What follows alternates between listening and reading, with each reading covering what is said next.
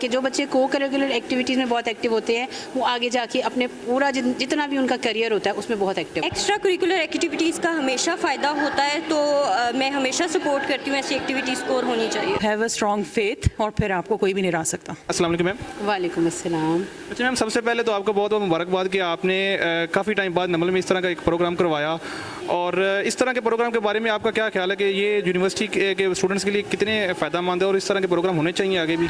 बिल्कुल बेटा, इस तरह के प्रोग्राम को मैं हमेशा से बहुत सपोर्ट करती हूँ, और क्योंकि हमारा सब्जेक्ट ऐसा है कि इसकी प्रैक्टिकल अप्रोच ही यही है। और दूसरी बात, जो थीम था प्रोग्राम का कि सोशल मैसेज ज़रूर होना चाहिए। सोशल मैसेज में इंटरटेनमेंट में बच्चे सीखते हैं और बच्चों ने बहुत सीखा है। अच्छा मैम, ये जो कुछ बच्चे ऐसे हैं कि जो पार्टिसिपेट नहीं करते और वो समझते हैं कि यूनिवर्सिटी की जो इस तरह की जो एक्टिविटीज़ है ये फ़ायदेमंद नहीं होती, तो उन बच्चों को आप क्या पैगाम देना? उनको तो मुझे मेरा यही पैगाम है कि बच्चों, हमें आप लोगों की सपोर्ट बहुत ज़्यादा चाहिए, क्योंकि बहुत दफ़ा इंसान ये समझता है कि मैं किसी काबिल नहीं हूँ, लेकिन उसके अंदर बहुत ज़्यादा फ़न होते हैं, बहुत ज़्यादा अच्छी बातें होती हैं। उनको मैं ज़रूर कहूँगी और अपनी टीचर से ज़रूर कनेक्ट रहें। अच्छा, को करिकुलर एक्टिविटीज़ का हम सुनते थे शुरू से, बचपन में हम पढ़ते भी थे किताबों में, तो क्या वाकई ही इनका फ़ायदा होता है स्टडीज़ के साथ साथ? बिल्कुल होता है। और ये इस रिसर्च से साबित है कि जो बच्चे को करिकुलर एक्टिविटीज़ में बहुत एक्टिव होते हैं वो आगे जाके अपने पूरा जितना भी उनका करियर होता है उसमें बहुत एक्टिव। लेकिन हमारे यहाँ तो ये होता है कि वालिदैन जो है वो बच्चों को इन एक्टिविटीज़ में जाने नहीं देते, वो कहते हैं कि सिर्फ पढ़ो। और इसमें ना दो बातें हैं। ऐसे नहीं है कि वालिदैन नहीं करते हैं। जो हमारा एक पब्लिक सिस्टम चल रहा है, स्कूल सिस्टम चल रहा है, वहाँ पे ऐसा है कि को करिकुलर एक्टिविटीज़ को बिल्कुल सपोर्ट नहीं किया जाता, लेकिन उसके पैरेलल जो प्राइवेट सिस्टम चल रहा है उसमें तो होती ही को करिकुलर एक्टिविटी, और वही बच्चे फिर आगे फील्ड में जाते हैं। हमारा प्ले बेसिकली एड्स पे था कि किस तरह हम एड्स के रिलेटेड जो लोग हैं उनकी अवेयरनेस क्रिएट कर सकें, and I am very happy being a focal person of my team. उन लोगों ने बहुत एक्सेप्शनल परफॉर्म किया, बहुत अच्छी परफॉर्मेंस थी, मैं उन सबसे बहुत सेटिस्फाइड हूँ, and I love my students. Thank you so much to all of you. अच्छा मैम, ये जो आपने एड्स का बता रही हैं कि आपका ये था थीम, तो आपने एड्स पे क्यों बनाया, इसका क्या वजह थी? ये एक ऐसा मसला है जिसके बारे में लोग बात ही नहीं करते। अगर किसी को एड्स है तो यूजली उसको स्टिग्माटाइज कर दिया जाता है। हमें ऐसे मौजू के बारे में बात करनी चाहिए ताकि जो आम लोग हैं जिसके बारे में बात करने से झिझक शो करते हैं, तो उनको अवेयरनेस मिल सके कि किस तरह हमने इस तरह के लोगों को सोसाइटी में एक्सेप्ट करना है। और मैम हमें बताइएगा कि यूनिवर्सिटी लेवल पे इस तरह के प्रोग्राम्स के बारे में आपका क्या ख्याल है, ये होने चाहिए, और इस किस्म के प्रोग्राम से स्टूडेंट्स को फ़ायदा वाकई होता है या सिर्फ ये बातें होती हैं? एक्स्ट्रा करिकुलर एक्टिविटीज़ का हमेशा फ़ायदा होता है, तो मैं हमेशा सपोर्ट करती हूँ ऐसी एक्टिविटीज़ को और होनी चाहिए। और इसके साथ साथ हमने देखा कि काफ़ी डिपार्टमेंट्स का यहाँ पे प्रोग्राम किए गए थे, तो उसी की तरह जो आपने भी यहाँ पे प्रोग्राम किया वो सारा आपने खुद उसको लीड किया या आपके स्टूडेंट्स ने स्क्रिप्ट वगैरह और सारी चीज़ें वो बनाई थी?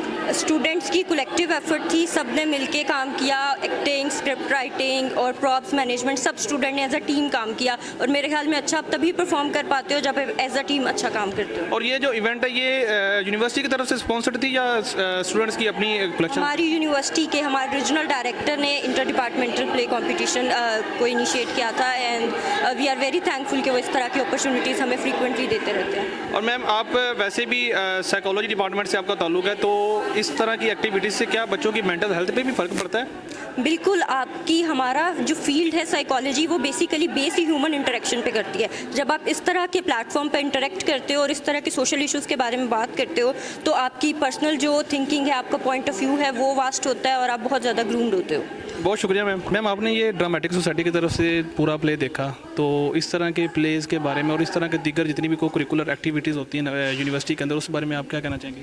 एक्चुअली हम अपने बच्चों को ट्रेन कर रहे हैं कि how to use their 5 muscles, अपने एक्सप्रेशंस को कैसे कंट्रोल करना है, कैसे एक्सप्रेस करनी है अपनी फीलिंग्स, क्योंकि आजकल मेंटल हेल्थ एक बहुत बड़ा इशू है।